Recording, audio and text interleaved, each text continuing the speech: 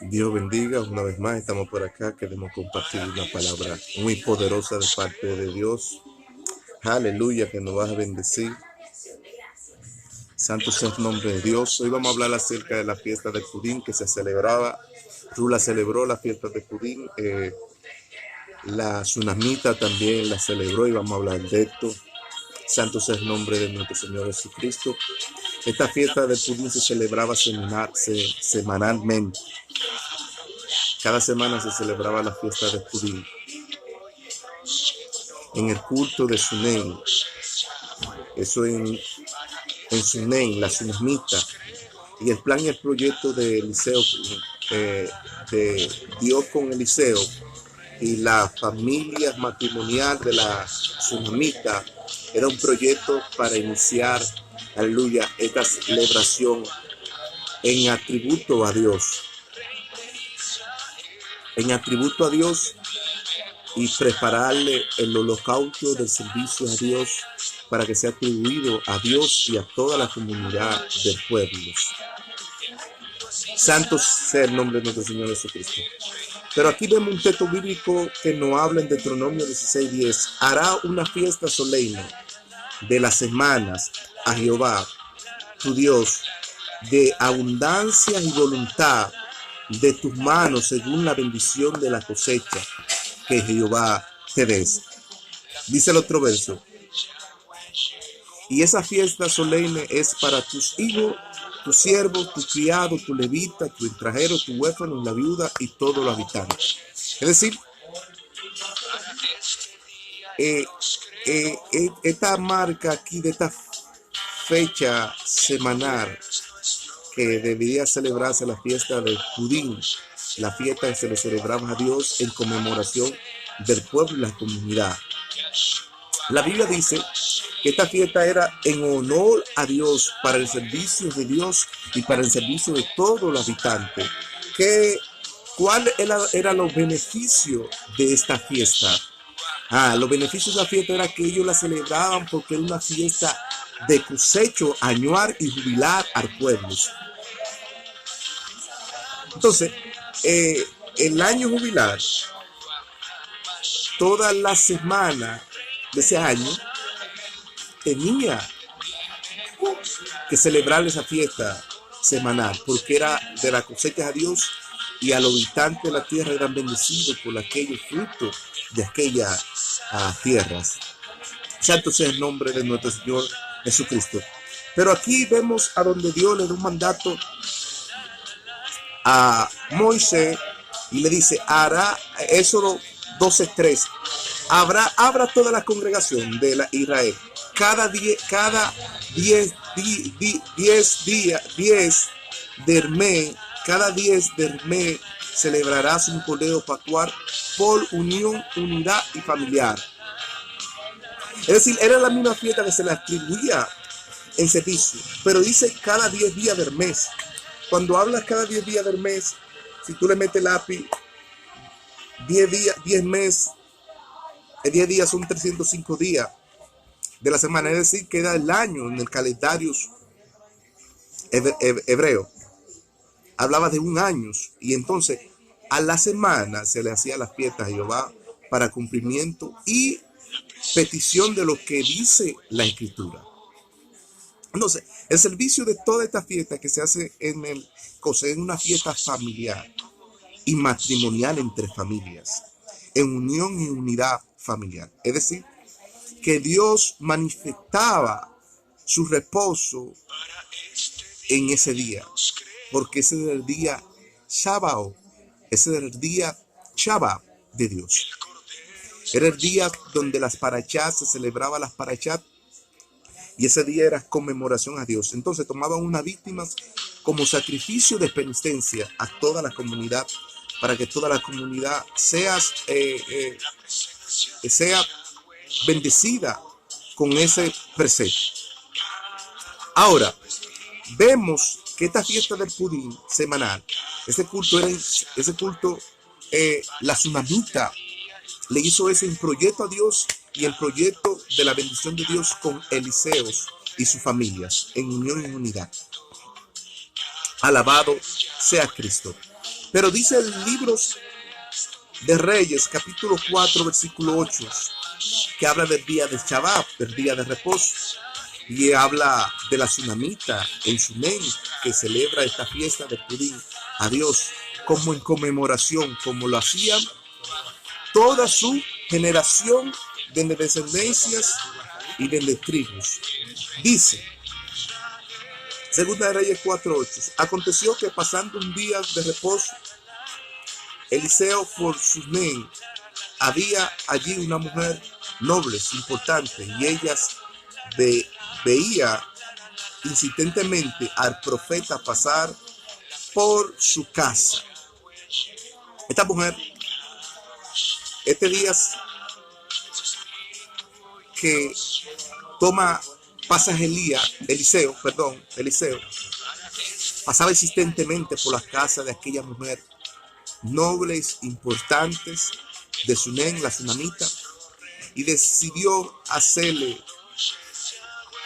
y dice que ella le dijo a su esposo, hagámosles un aposento alto y un altar para que el varón de Dios tenga hospitalidad, y hay 3 pasos aquí que marca, que puso una silla, un candelabro y una mesa. Cuando Eliseo pasaba insistentemente por aquel lugar,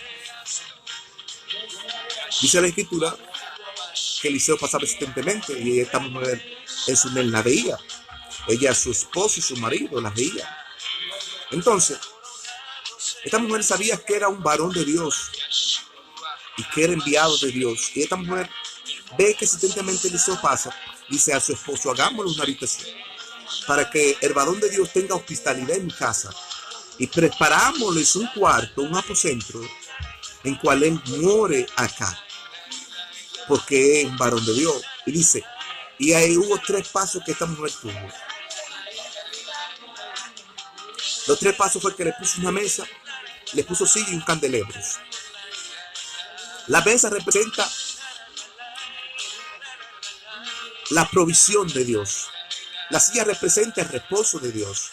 Y el candelabro representa la luz encendida sobre la casa. Es decir, que esta mujer no tomó cualquier decisión. La decisión que esta mujer determinó fue que la presencia del Señor more continuamente en su casa o en su aposento. Porque recibe con hospitalidad a este profeta y le hace un aposento. Es decir, que trajo la presencia de Dios permanente a la casa de ella. ¿Y cuántas veces nosotros no pensamos como esta mujer? Que esta mujer se decidió a traer la presencia permanente de Dios a su casa porque trajo al profeta, le hizo una recámara, un aposento, le puso una silla, le puso una mesa, le puso un candelabro, que ya sabemos el significado de eso. La mesa representa la provisión de Dios, la silla es reposo y el candelabro representa la luz. Es decir, que estos candelabros representan los 7 espíritus de Dios que están delante de Dios interviniendo por la humanidad, y representa la luz de Dios que ampara que todo el que se va a sentar a escuchar y a recibir las palabras de Dios en aquel aposento alto, el candelabro tenía que estar puesto por encima para que todo lo que entrara en aquel aposento sea alumbrado. Y es decir, que para este candelabro dar luz, tenía que tomar doncellas y pasar en los libros por una presa y sacarle el aceite para mantener la antorcha encendida sobre esa aposento. Es decir, que había un proceso y un procedimiento donde esta mujer decidió tomar la presencia de Dios y retenerla en su casa y traer al profeta de Dios y mantenerlo en su casa. Es decir, esta mujer se encargó de brindar a la comunidad y celebrar la fiesta del Purim sobre su casa. Santo sea el nombre de nuestro Señor. Decidió hacer la fiesta del Purim en su casa, celebrarla como Esther la celebró al rey. Es decir, que esta mujer hizo lo mismo, porque en el calendario de Hebreos Esa fiesta se celebraba para el día de reposo. Santo sea el nombre de nuestro Señor Jesucristo. Se celebraba para el día de reposo. Es decir, que esta mujer no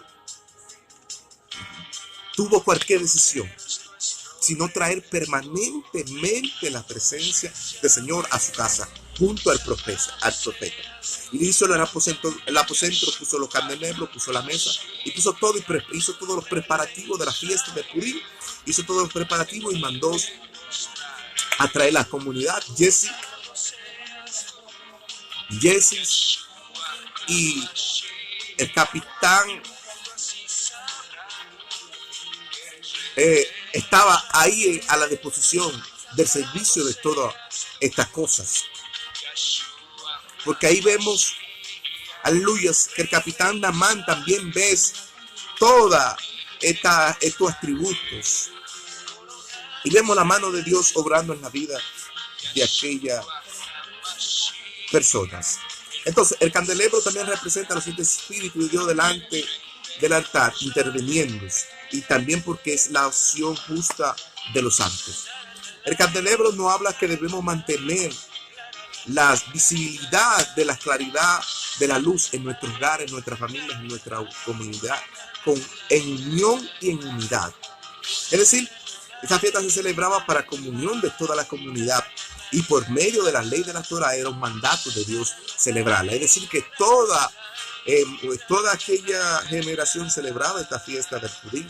La celebró Esther, la celebró la Sunamita, y era para víctimas de Dios. Entonces, esto era por familia, porque dice Éxodo 12:3, y habrá a toda la comunidad y a toda la congregación de la Israel, cada 10 días del mes celebrará un cordero pascual por unión y unidad familiar. Es decir, en vista de mis sacrificios de penitencia a Yahweh el Eterno. Entonces, todo este servicio que se hacía y este cordero pascual que se celebraba era para el sacrificio de Dios y era para unión de la comunidad apostólica.